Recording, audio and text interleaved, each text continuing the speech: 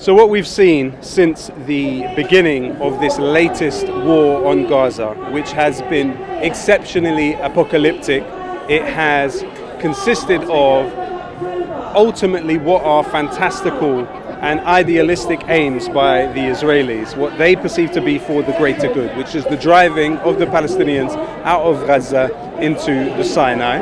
That is part of a general push to expand the Zionist project.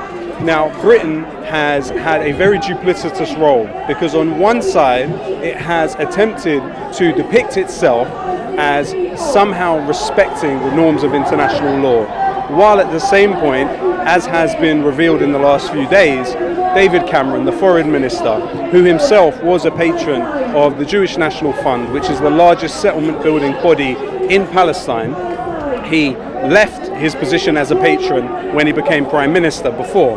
But that clearly would give anyone the reasonable perception that he has a conflict of interest, especially when you consider that, or at least he had a conflict of interest. The JNF had on as other patrons Benjamin Netanyahu and the Israeli president as well, and still does. So for David Cameron to have that relationship and then go into the role as foreign minister, there would be serious question marks in any seriously functioning media and political system. But what happened is David Cameron goes into that role, he then receives advice. He receives advice on the 10th of December that sending weapons to Israel would not be wise and would likely lead to those weapons being used for violations of international humanitarian law.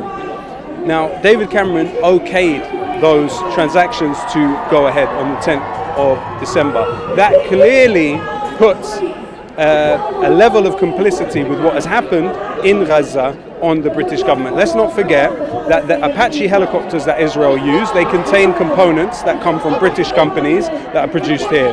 The F-16 fighter jets that Israel used contain the targeting technology from BAE Systems, which is Britain's largest arms manufacturer. Britain has sold sniper rifle components and sniper rifles to the Israelis in the last decade or so, and more recently than that. So therefore, when we see these Christian women in Gaza who were shot inside a church where they were displaced and sheltering with sniper rifles, it's entirely possible that those sniper rifles came from the British government. In addition to that, you see so many ways in which Britain is aiding Israel's campaign. For instance, it's recently been revealed by Declassified UK that there have been 50 surveillance flights which have gone above Gaza by RAF R1 Shadow spy planes. Now, one of the specialities of those spy planes is targeting acquisition, which could lead us to believe that Britain has had a role in assisting Israeli airstrikes. Now, those 50 flights have gone every day since the middle of December.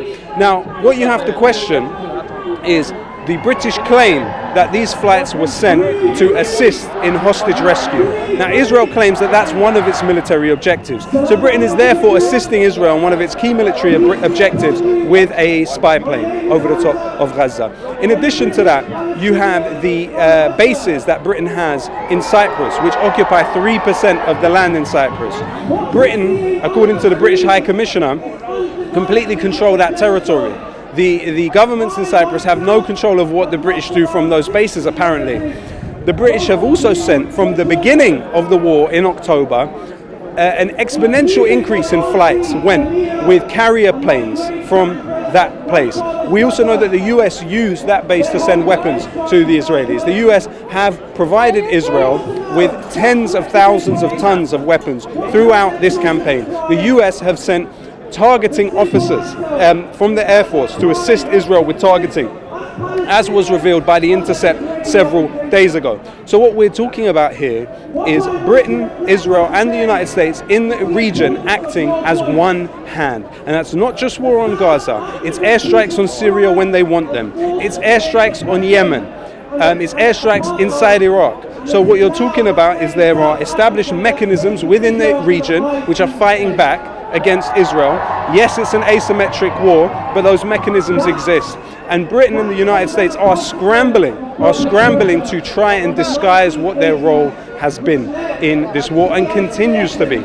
Even when you look at the very first ship, the Central Park vessel, which was taken by the Yemeni armed forces in the Red Sea, that ship belonged to Zodiac Maritime, which was revealed by the Times newspaper in 2011 to be acting as a front for Israeli intelligence services, ferrying elite agents across the region to carry out assassinations. That's according to the Times newspaper, not me. You've got a problem with it, take it up with them. Zodiac Maritime not only continued to operate as a British registered company, right, owned by the Offer family, one of the richest families in Israel, but British, an outgrowth of the British Ministry of Defence, provide protection to Zodiac Maritime ships, which is Ambry International, which contains several former high-ranking employees from the Ministry of Defence within its ranks.